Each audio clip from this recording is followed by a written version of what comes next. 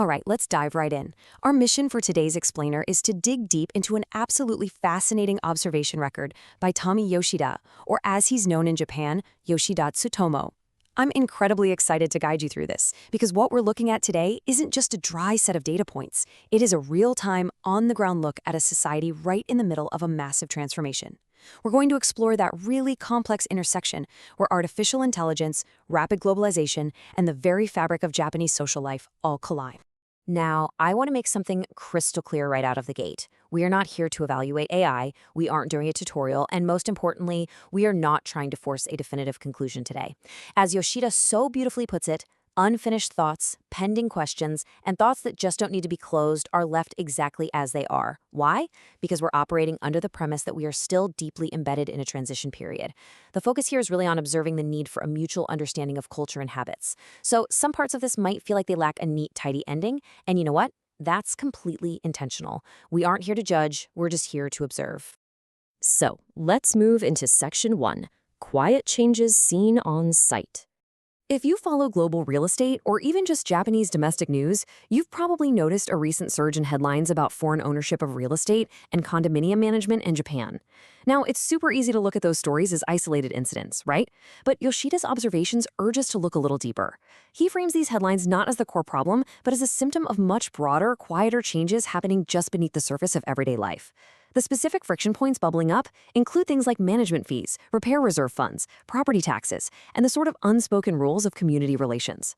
And Yoshida emphasizes something absolutely crucial here. We are not looking at this as a problem caused by a specific country or group of people. No way. We're keeping this strictly neutral. What we're actually seeing is just the natural mechanical friction that occurs when people with completely different societal backgrounds step into a highly established local system.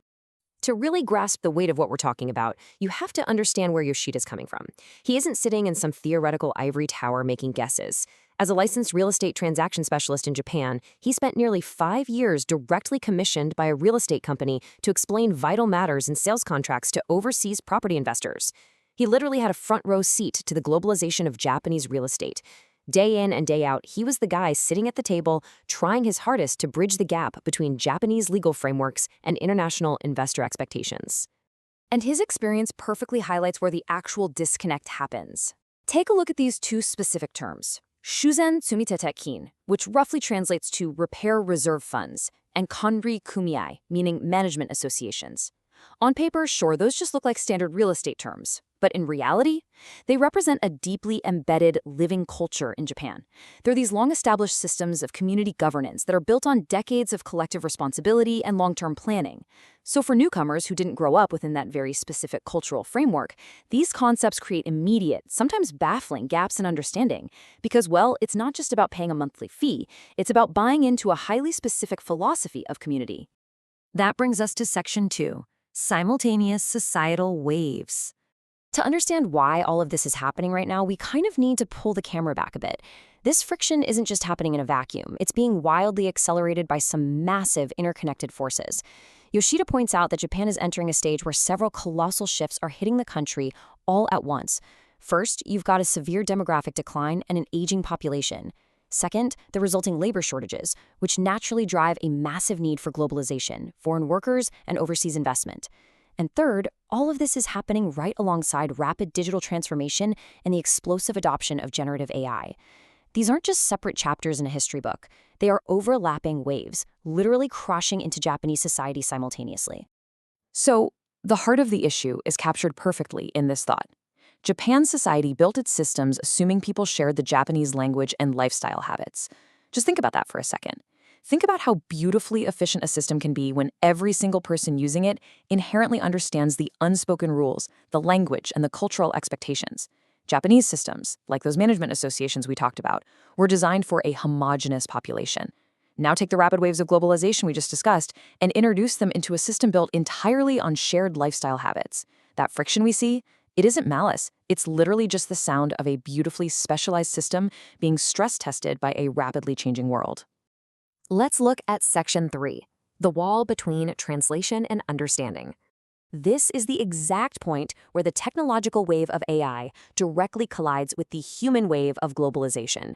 We have this incredible new tool in generative AI, and we naturally just assume, great, this is going to solve all our communication problems. But there is a really sharp contrast here.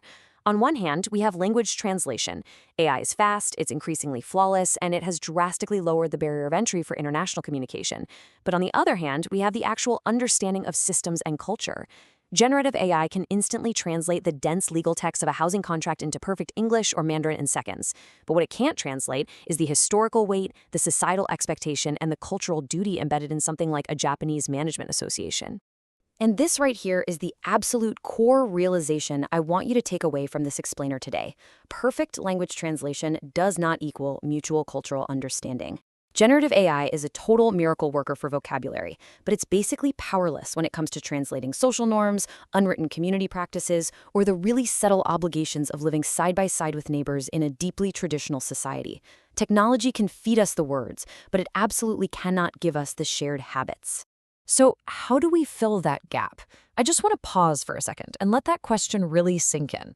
If AI gives us the translated words, but completely misses the cultural context and the mutual understanding of human habits, whose job is it to build that bridge?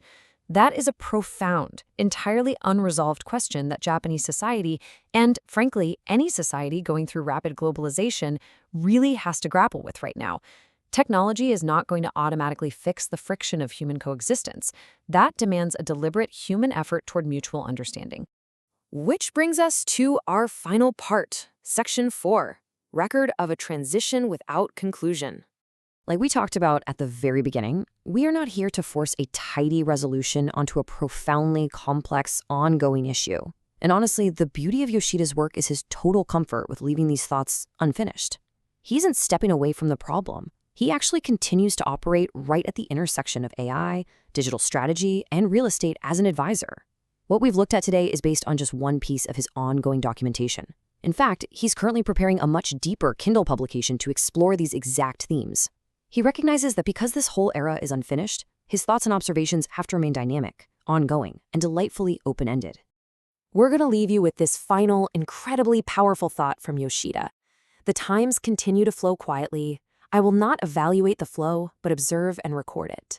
As you step away from this explainer today, I'd love for you to look at your own community, your own use of AI, and your own interactions across different cultures. Ask yourself, are you mistaking translation for true understanding? How can you, in your own life, help bridge the gap between technological advancement and deep human cultural empathy? Keep observing, keep questioning, and embrace the transition. Thanks so much for joining me on this deep dive today.